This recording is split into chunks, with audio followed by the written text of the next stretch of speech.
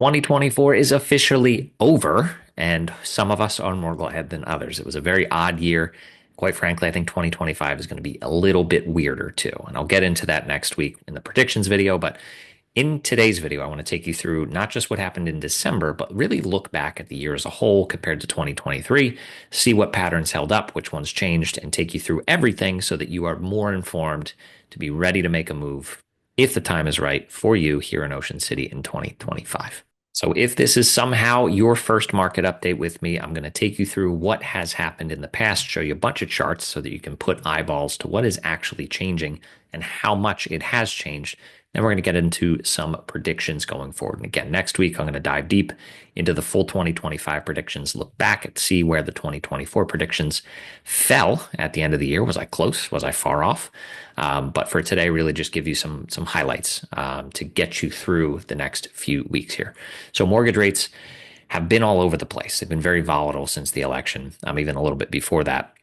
They were at a low in September before skyrocketing once the Federal Reserve started cutting their prime rate, which isn't normally what happens, but it certainly can happen. It wasn't expected, but again, anything's possible. So rates are actually trending up now. They're up above 7% again. A client of mine just closed 2 days ago with a great 5.99 rate from a local bank. So there are still ways sometimes to get a great rate. But by and large, you're going to be paying through the nose, and prices really haven't moved. And we'll get to that in a minute. But inventory is down. It drops at the end of every month. At the end of every year as we get into January, because a lot of listings run through the end of the year. It's just how either sellers or agents prefer to set them up. So really down 15% from the start of December is not anything to write home about. It's about the same as what happened last year in 2023. And when I pulled this data a few days ago, we were at 213 active listings already. So climbing a little bit. Normally it stays within plus or minus a few percentage points where we start the month of January and doesn't build really until February, typically. Days on market still extremely stable and prices are rising in the face of everything. Deal season has passed. It's come and gone.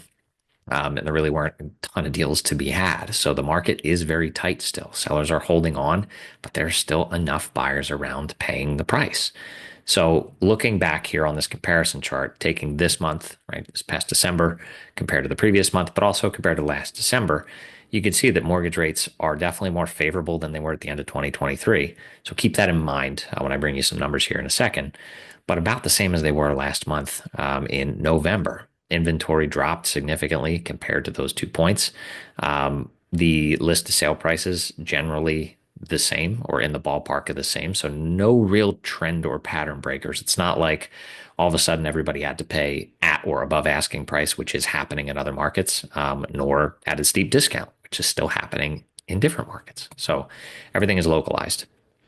But the new listings piece is something, obviously, if you have watched me before, I track this stuff very closely because that drives everything, right? If people are trying to sell their homes, there's more choice for buyers to potentially find something they like. If nobody's selling, there's not a whole lot of sales that are going to happen. So we ended up with about the same amount of new listings as we had in December of 2023 in the low to mid 40s. That wasn't a surprise. Again, 2024 was a pretty good replication of what we saw in 2023. Mortgage wise, price point wise, in pretty much every metric as far as seasonality and trends went, it pretty lined up pretty well. So new listings, that big cratering that happens at the end of every year, if you wanted to pause and look at previous Decembers, you can. Very, very normal.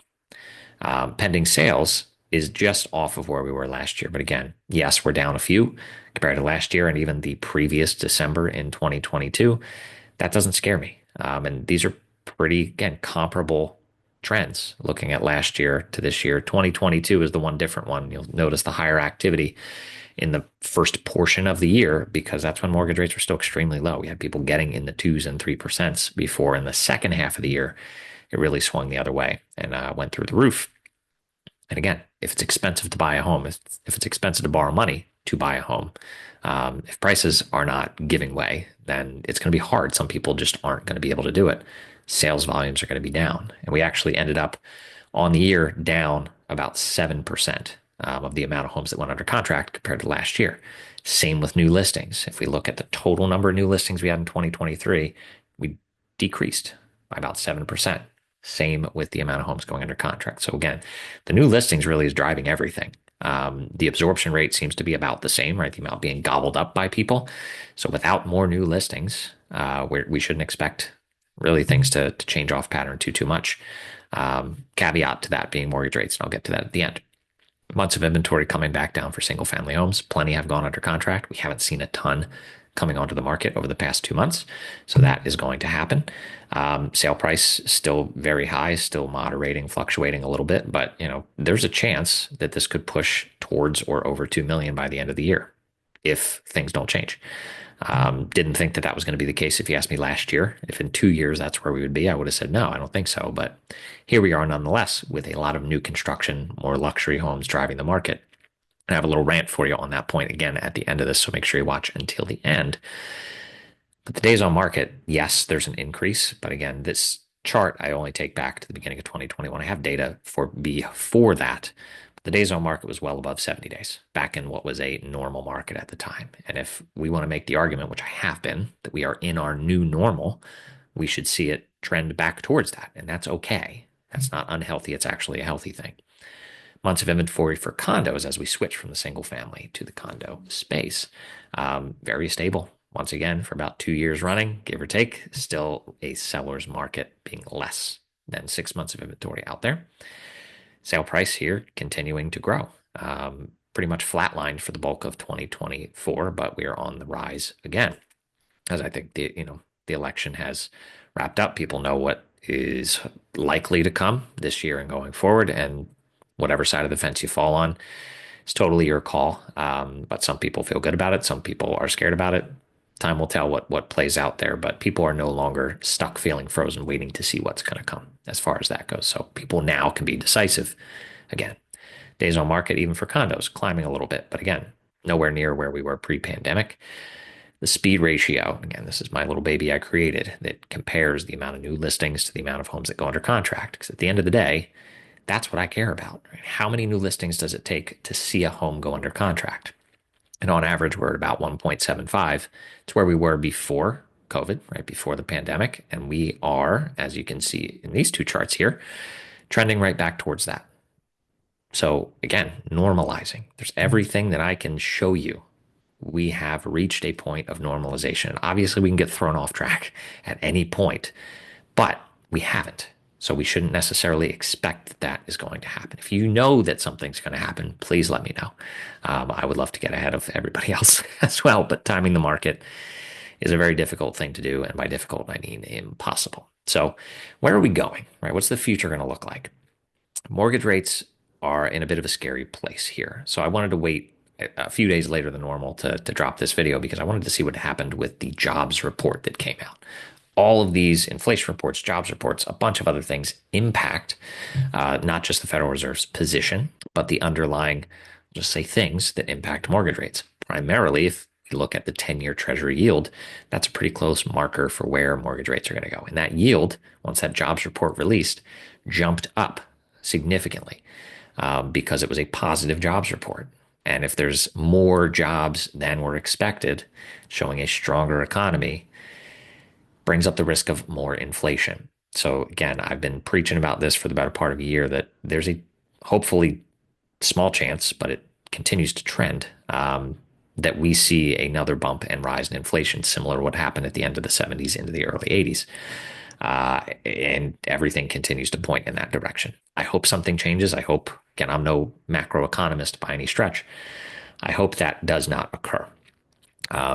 But so far it is trending almost identically time-wise if you were to overlap the charts, which I've seen it before. I don't want to plagiarize and just rip it from somebody, but hopefully I can find one where I can get permission to share that with you because it's pretty telling. But mortgage rates, there are people out there expecting that the Fed is going to cut rates and that's going to save them, right? It's going to become more affordable to buy a primary, second, retirement home, investment property, whatever you're looking for down here. But the bad news is the Fed has already cut rates 2 times. 50 basis points in September and another 25 in December. And there were expectations that they would cut likely about 4 different times in 2025. Well, those expectations have now dropped to 2 in 2025. Some banks, I think it's Bank of America, is predicting 0 rate cuts, with even a higher likelihood of a rate increase than a rate cut.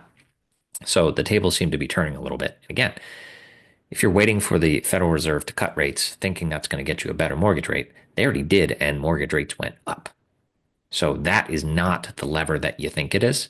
Sometimes it is. Clearly, the investment world, the trader world, does not agree with what the Fed is doing. They don't believe it's appropriate to be cutting rates when inflation is still present. And as we're seeing, that is true. So that's not going to be the saving grace here. So mortgage rate wise, it's going to be a tough market. I think for the entirety of the year, I don't expect any favorable changes really over the next 6 months. And I tend to look at this in 6 month increments. Not that I can see the future, nobody can, but I expect no real meaningful change. And the worst case scenario is like Bank of America thinks. There may even be a rate increase. Again, that doesn't mean mortgage rates are going to go higher, but that is something to watch out for. That means that things are not what they were expected to be from the Federal Reserve standpoint. The economy is not where they thought it was. Inflation was not as under control as they thought it was, which I've been saying for months here that I don't think that's the case. So I predict that there's a high of about 8% in mortgage rates. Best case scenario, we may reach a low of about 6.25. Time will tell. Again, I'm going to save this for the prediction video and I'm going to lock this in. I'll revisit a year from now, see where we landed. But inventory, a decrease, as I mentioned earlier, is completely normal. With the 7% change in new listings as well as pendings, it just means we had basically the same market, the same amount of demand that we had in 2023 as we did see again in 2024. I don't expect that to change as the stock market continues its crazy climb, which again, I don't think can happen forever. I do believe that 2025, until I see otherwise, should be yet another replication of what we just had in 2024, but probably another 5-ish% decrease in sale volume because as those mortgage rates continue to climb or stay high, it becomes very apparent to people who already own a home here in Ocean City with a very low mortgage rate. And there are a ton of them. I don't have a statistic for you as much as I wish I did, but supposedly roughly 60% of mortgage holders have a rate below 4%. And if that's the case, a 4 to a 7 or 8 is painful, let alone a 3, or I have a couple clients who have under 2.5, a 2.25. So they're not going to go anywhere. And that's normally where a lot of our activity comes from in Ocean City, people shuffling around. And to circle back to what I mentioned earlier, that single family sale price may continue to rise because most of the people that are moving here are either new buyers coming in or they're people who own here. They're not just making their normal type of upgrade one street closer to the beach. They're in a financial position to either move to the beach or to the bay or to the gardens, somewhere big. So if those are the transactions that are happening, it's going to drag that price point upwards. It's going to drag all of our metrics upwards. So that's something I'm looking out for sure. But I think, again, by the end of the month, maybe we're around 220 active listings, give or take a few. So keep an eye there, but I don't expect a massive change nor a massive influx of inventory in the month of January. Prices, again, a very strong month here that we saw in December. I don't expect a huge change in the month of January until we start seeing more activity again in February and March going forward. So I'm going to go on a rant here in a second, but here is my information. If you have any questions, if you want to get started, if you're curious about anything, be it the change of Wonderland or anything else that's happening on the island, you can always reach out any of these ways. So my mini rant today is going to be about the new construction development scene and people's reactions to it. So in short, Ocean City obviously has a lot of history. A lot of families have generational and multi-generational memories built here. The general consensus is the island has changed. It's not what it used to be. Having grown up here and obviously not having been around forever, yes, even since I was a kid, the island has definitely changed. Some ways good, some ways less good. Even though there are still plenty of small businesses, there are definitely less, right? I had multiple card shops and video rental stores and all kinds of fun places that as a kid and a teenager, we would hang out. We had somewhere to go. That is some of the bad that has happened. Obviously, yes, a lot of older homes have been torn down. The city, I think, has done a pretty good job, all things considered, of balancing out, protecting some homes and some areas and making exceptions when needed in other areas. There is no perfect way to do this. But the fact is, a lot of this is driven at the state level, right? By the requirements that were put on all coastal communities as far as flood elevation goes. As long as homes are going to be required to come up to current flooding standards, if they improve a property more than a certain amount of the assessed value, then it's going to make some things make absolutely no sense. If you have to pour $300,000 into a very old home to make it somewhat more livable and meet those new requirements, that's not going to make a lot of sense for a lot of people. But by the same fault, if that property cannot be torn down because it's protected by local statutes, what you end up with is a property that is completely outdated, that really isn't appealing to any buyers out there. And you see these properties sometimes sit on the market, sometimes they just sit there abandoned, essentially. And if you were to walk or drive or bike the island, you're going to see some of them. So I know a lot of people jump into this, right? Builders are evil, developers are evil. It's all about the almighty dollar. And hey, look, I get it. That has driven a lot of families from being able to live here full time, as I've seen friends not be able to stay here, where we grew up together, and that stinks. A lot of families can't buy here; they can no longer maybe even vacation here, and that stinks. You're not going to hear me say it doesn't, but while all those feelings are valid, there are other things that are driving, other reasons that all of this has happened the way that it's happened. You can't point your finger at one individual person or one individual builder or one individual seller, right? If you own a home here and you have somebody say, hey, I will give you $500,000 for your home because I don't care that it doesn't have air conditioning or heating and the pipes are old and the electric's old, and that's fine. I don't care. I just love this little cottage. And you have a builder, developer, end user, whoever that says, you know what? Because of what I know I can build here and the location of it, and I love it, I'll give you $1 million. Most people are not going to take a $500,000 haircut that could be life changing for them and their family. So we cannot like the market dynamics as they stand. But I just get frustrated seeing a lot of the finger pointing that happens. And yes, it's mostly on social media that I try to stay away from outside of for business purposes. But a lot of you, which I appreciate, send me some of these conversations. And I just wanted to get a little bit of that off my chest today, give you some context for why things are the way they are. We don't know what the future holds, right? The big zoning issue at the moment is about Wonderland. Obviously, we've talked about that a little bit in the past. You can certainly look for more information out there. At the end of the day, time will tell what's going to happen with that, what will be built there, what may not be built there. But as a whole, as a community, I feel like Ocean City is still a very special place. It's going to continue to be a very special place because as much as it is about the structures that exist here for some, it's the people more than anything that really hold it all together. And we have some phenomenal people here, local second homeowners, everybody who's poured their heart and soul into this town to make it what it is. That's never going to change. So hopefully that didn't scare you away from anything. Obviously, again, if you have any questions, call me, text me, email, whatever works for you. But thanks as always for hanging out with me, and I will see you next time.